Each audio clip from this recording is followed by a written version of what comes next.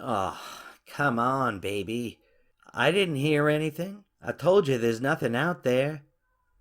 Now, where were we? Fine. You're so scared? I'll go take a look. Nothing to worry about, baby. How about you, just listen to the radio till I get back? Coming.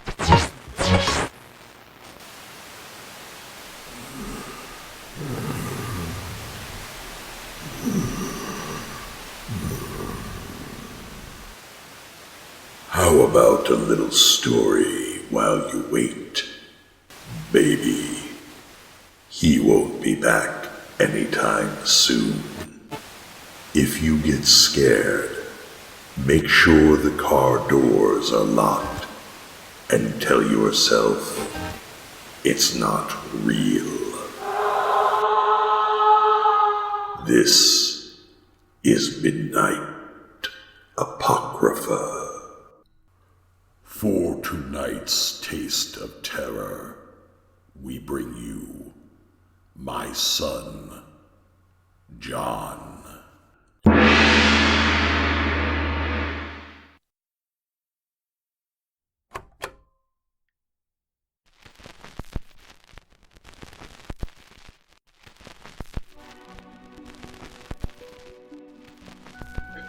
Shakespeare, King Henry IV, Part 1, Act 3, Scene 1.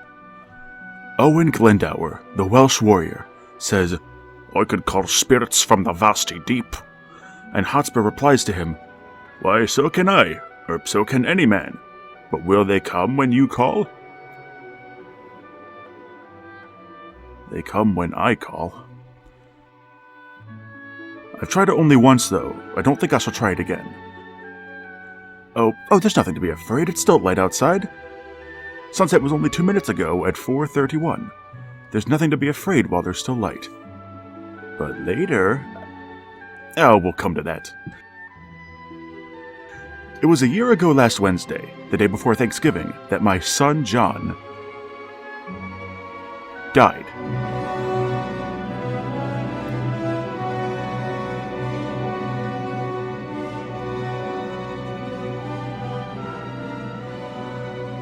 I'm a very lonely man. Some of my contemporaries insist that I'm a very hard man. Perhaps I am, but in my own defense, let me say that my hardness is possibly engendered by the fact that I've been so embittered and lonely for so very long. My wife, whom I love very greatly, died 3 months after my son John was born. For a long time, I lived with my son John, alone. I saw none of my friends. I allowed my business affairs to drift into the hands of my associates. I refused to see my friends. And gradually, my friends fell away from me. I lived for all those years, almost a recluse. But my son John was a joy to me. I denied him nothing. He had friends, he loved life, and he lived it to the utmost. And when the war came, my son John was much too young for service, a fact that irked him tremendously, and he exacted a promise from me that should the war still be going on, he would enter the service on his 18th birthday. His 18th birthday was 2 years ago. And though my heart was wrung at the thought, I allowed him to enlist in the army, gave him my blessing. I could deny him nothing, not even this. And I hoped hard that he would not be sent overseas, but my hopes came to nothing, for within 8 months he was sent to Austria. And a scant 4 months later, my son John was dead.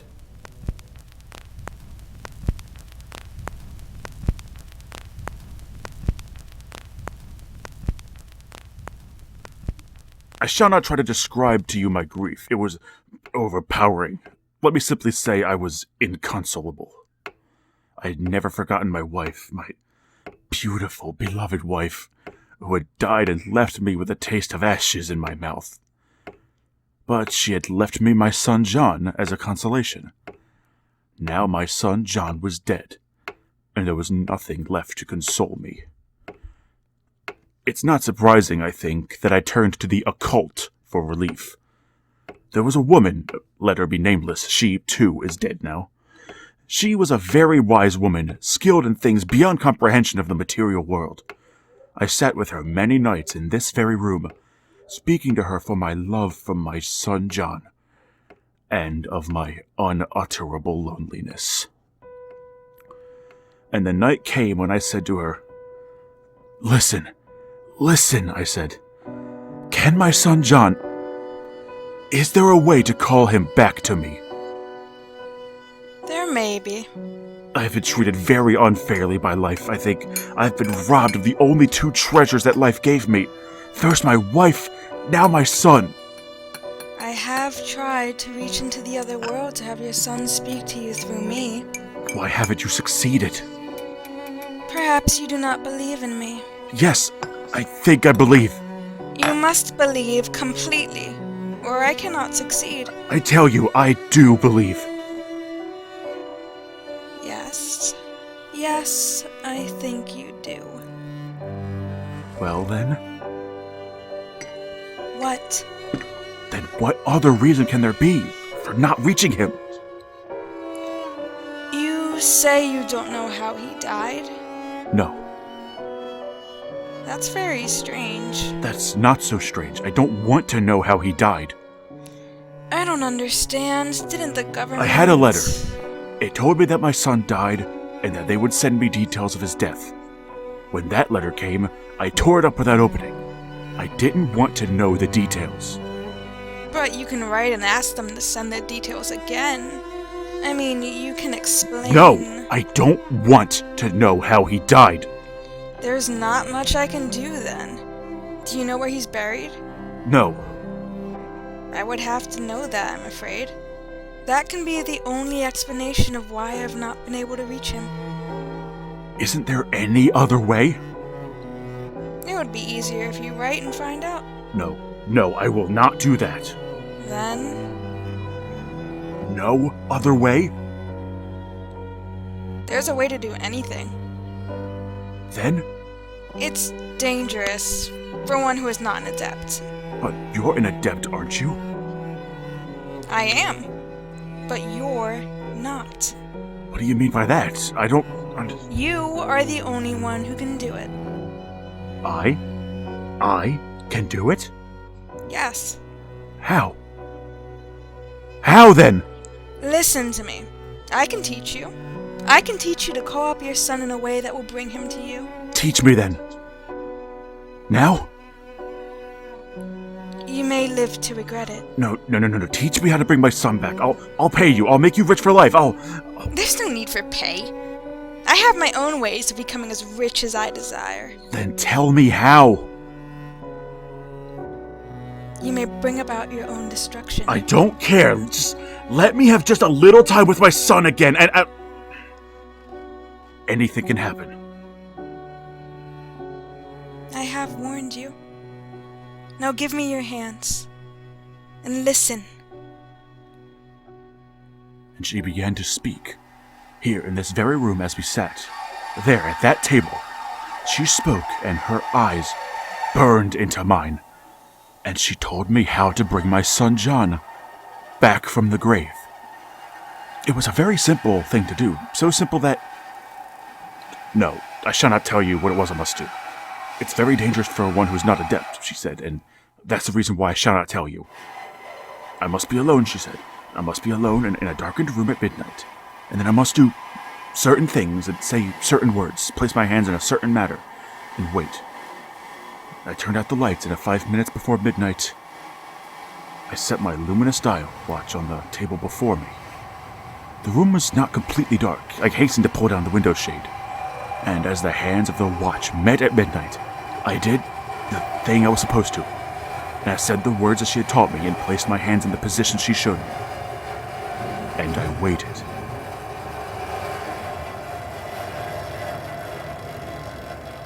Then, I hear a sound at the door.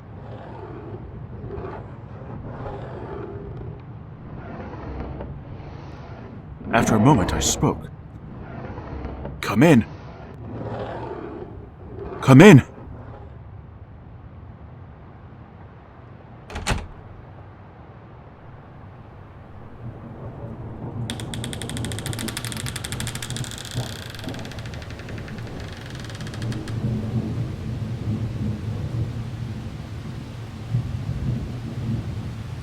Hello, Father. In the dark, in that blessed darkness, my son John's voice. I could not find my own voice for a long time, but John spoke again. I could prevent her from calling me, Father. But when you called, there was no other way. John? Yes, Father, I have come home. I did do it then! Yes. And nothing happened. She said it was dangerous. You haven't seen me yet, Father. Turn on the light. No. We'll talk first.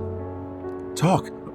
Oh, John, it's such a joy to hear your voice. I'm not happy about this, Father. You should have left me where I was. No. John, if you could imagine the loneliness, the terrible... Yes, I can imagine. And you're not glad I called you? No, Father. I'll see that you're made happy, John. You'll have everything your heart can desire. How do you know that I didn't have everything I wanted before you called me? What? I mean, were you happy? No. No, not happy, but I did have... Now, I don't know. John, where were you? Where were you, John? Father, I deserted the army. You deserted? Yes. Well, if you deserted, it was for a very good reason. But I want to see you. We'll talk first. Well, but... I really had no intention of deserting at first, Father. I had 2 days leave and I went exploring. Were you... I mean, did the guards? No. I was in a part of the country where I wasn't supposed to be, of course. But everyone was very kind to me. Well, what happened? I was walking along a mountain road early in the evening. I don't know exactly where I was, and then I saw the lights of a big house a mile or so ahead of me. And I decided to stop there and see if they could put me up for the night. Did they? No. Just as I turned into the driveway that led up to the house, a dog came running out from the shrubbery.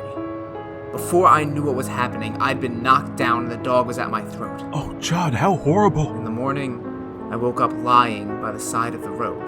I was pretty weak and I tried to call out, hoping somebody in the house would come out and help me. But I couldn't see the house. The thing had dragged you away? After a while, I felt strong enough to stand up.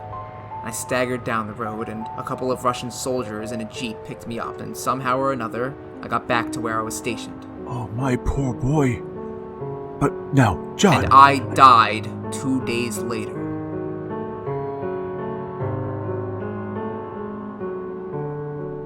And then, I woke up in the house. The big house I'd seen when the dog attacked me. And I was lying on a couch, and the dog... It wasn't a dog, Father. It was a wolf.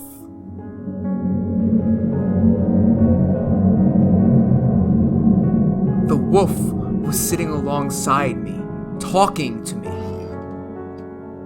So I stayed there all the time, except at night, until you called me. John? Weren't you... I mean, didn't you... Didn't they tell you in the letter, Father, that my body disappeared? I didn't read the letter. You should have.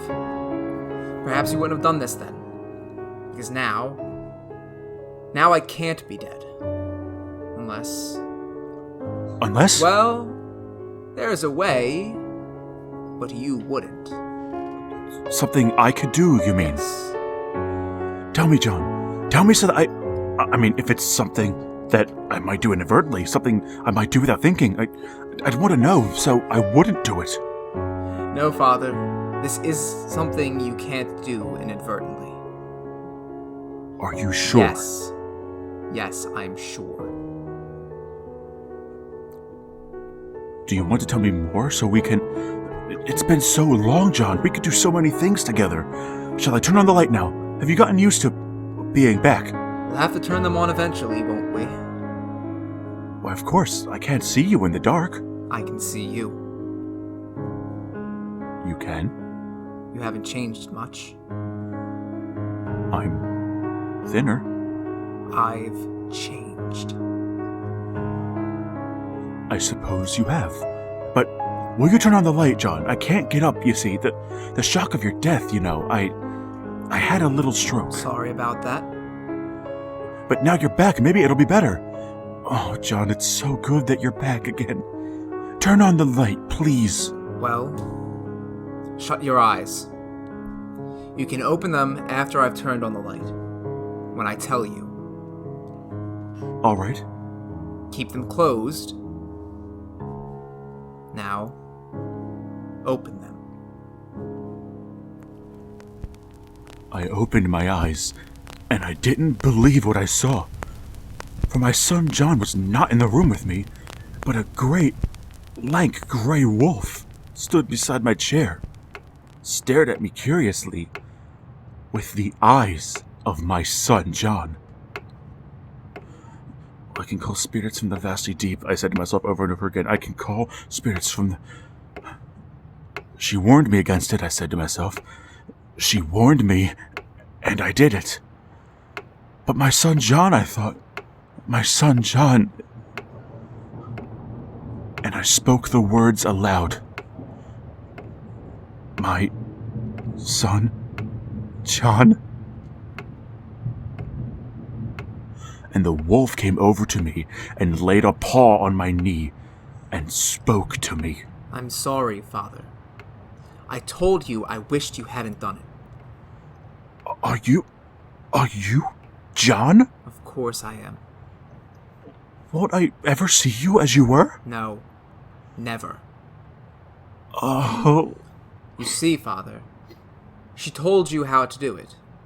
I had pity on you.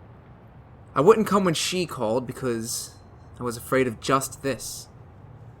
I heard her talking to me, but I didn't answer because I wanted to spare you this, Father. I'm glad I did it. Oh, John, welcome home, no matter what shape you're in. You see, Father, there's a catch in everything. Most of the things you've heard about, superstitions, old beliefs, all that, most of them are true. But what people don't know is that there's always a catch. It's much better not to meddle, Father. I'm not sorry, John. It would be much better if you hadn't done it, Father. I love my son John. I loved you a great deal, Father. I loved you enough to make myself stay where I was. Until you made me come here.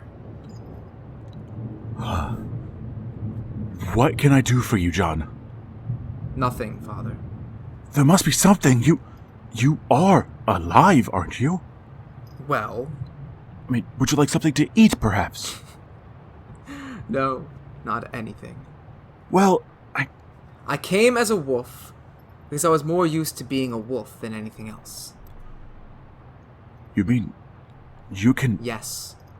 I can change myself into almost anything. It's one of the things he taught me. A bird, or a bat, or a cat, or... He? Who is he? Well, you've heard of him. No. Most people think that Bram Stoker invented him, that he's fiction, but he isn't. Bram Stoker? That name is familiar. Of course. He wrote a book once, a book called Dracula. You see, Father, we exist. There are thousands of us on Earth, more than anybody has any idea. And we're all alike. We're not alive, and we're not dead. And there are more and more of us every year. Because when someone dies, when one of us finally kills a person, that person becomes one of us too. John. And it's not bad, Father. It's not bad at all. Did you ever hunt? Well, we hunt. We hunt the greatest game of all. Mankind. I could tell John. you. Yes, Father? Now that you're here in New York, will you hunt here too? How else can I exist, Father? John, no! I'm sorry, Father, but that's the way it is. What have I done? You had plenty of warning. Then go back where you came from. No, I can't. I'll be with you forever, Father, until you die. No. She warned you, remember? Well, won't you change yourself into your old shape then, at least? That's the one shape I can't assume. It's one of the catches I told you about. No, I'm sorry, Father, but even if I could, I don't think you'd want to see me. Before you put this spell on me, I could assume my own shape whenever I wanted to. And I remember, people didn't like it. Oh, John. They screamed and ran. But I always caught them. Oh. I'm sorry, Father. You brought it on yourself. If you'd let well enough alone, I'd never have bothered you. I'd have stayed there with Dracula. Well, that's the way it is. But John, I'm sorry, Father. I've got to leave you for a while. Where are you going? Why? I'm going hunting. John, no! Sorry, Father. I'll be back. I always come back, Father. So don't worry about me. And before my eyes, the lean gray wolf vanished, and I heard a fluttering sound. And a huge black bat was flying out the open door. I endured my son John in numb horror for so long, I grew accustomed to finding a black dog snoring away all day in that corner over there, lazily waking up as darkness began to fall. I learned not to disturb the sparrow that slumbered through the daylight hours on top of the bookcase there. Sometimes he was that same gray wolf, lying there under the window from sunrise to sunset, growling a little in his sleep, yawning wildly as he awoke, his red mouth and cruel, long fangs gleaming in the lamplight. Oh, my son John was very discreet. It was a long time before I began to notice in the papers the stories of lonely people about the city and suburbs being attacked by a ferocious great gray dog or clawed by a huge tomcat. But the stories appeared from time to time, and I knew. My son John spent less and less time with me in the nighttime, although he was always there asleep during the day. And slowly, a conviction grew within me. A conviction that I, the bereaved father, I, with the best intentions of a disordered mind, I was responsible for these murderous attacks. For had I not summoned back to this side, this ravening horror, that was my son John? I called on her, and the wise woman who had taught me the spell came to see me. The great gray wolf was asleep beside the radiator, twitching and growling from time to time when she came in. I expected you to call me long before this. I was trying to decide, to prove something. Well, did you succeed? Yes, I succeeded. Your son came back? Yes. Where is he? There, on the floor, asleep. Oh. I see. You warned me. Yes, I warned you. Do you know what he is? Yes, of course. A vampire. He says he can't be killed. So? You've been reading about the attacks on defenseless people? I know about them, yes. What can I do? He says he cannot die. He said that. Oh, he said there was a way, but I wouldn't do it. Don't you know the way? Of course not. Did you ever read Dracula? No. I see. Well, probably you wouldn't do it. What is it? Your own son, whom you loved. Tell me.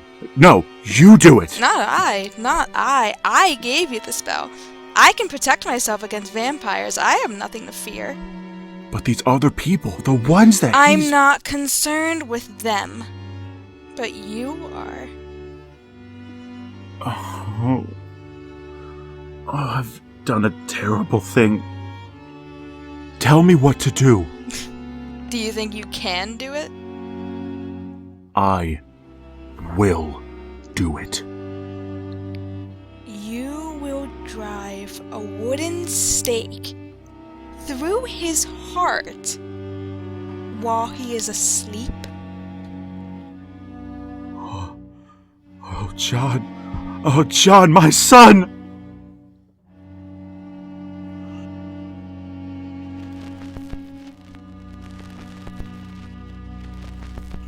And in his sleep, the great gaunt wolf that was my son John stirred uneasily and muttered through his dreams as she went away from there. I wheeled myself over to the bookcase. Surely I remembered a copy of Dracula there. And after a while, I found it, sat down to read it, to find out how to kill a vampire. I read the details of what the good doctor and his friend did to the sleeping vampire in her coffin. I sat a long time, staring at my son John, until he stirred, and I hastily put away the book and wheeled myself back to my desk as he woke. He wagged his tail as he stretched and got up. He went to the door. "Hunting again," I said, and "Hunting again," he said. And he went away. Then I got to the telephone and I called up a man I know. And after a while he brought me, not without wonderment, a hatchet, and a heavy butcher knife, and a great sack of garlic.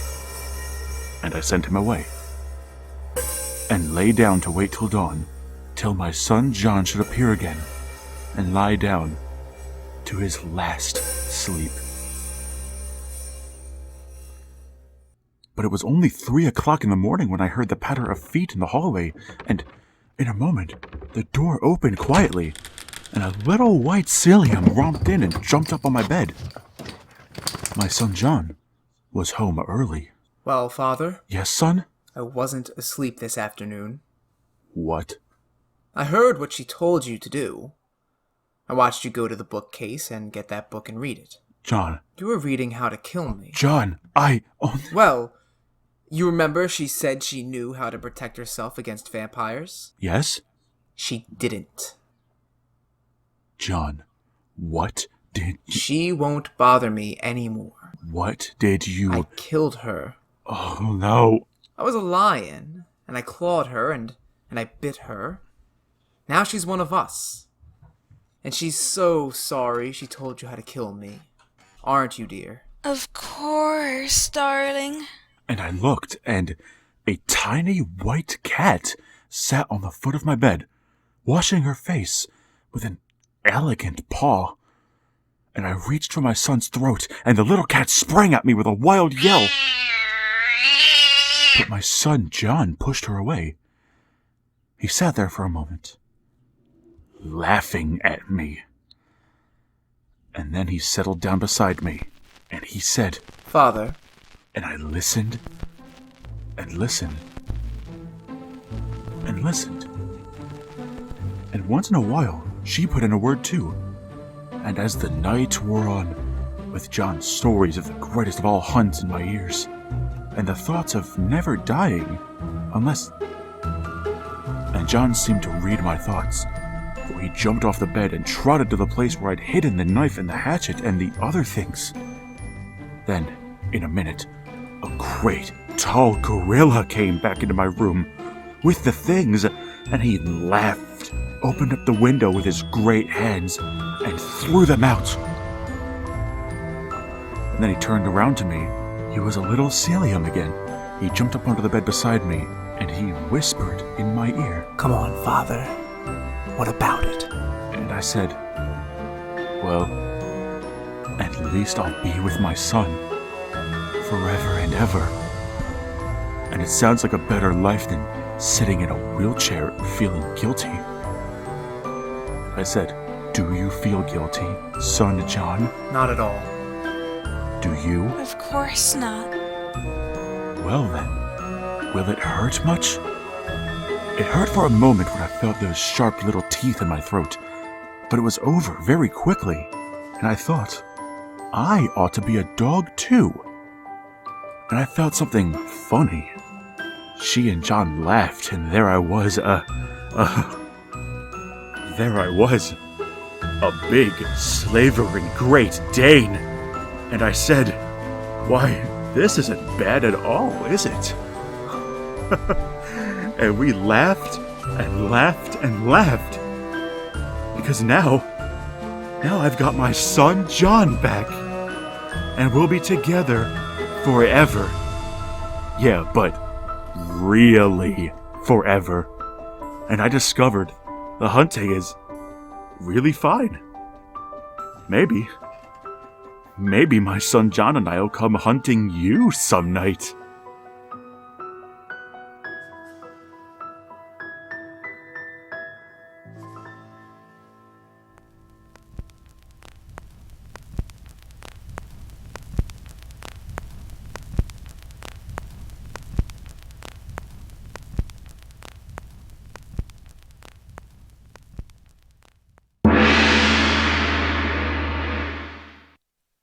My Son John was written in 1948 by Wyllis Cooper for the radio series Quiet Please.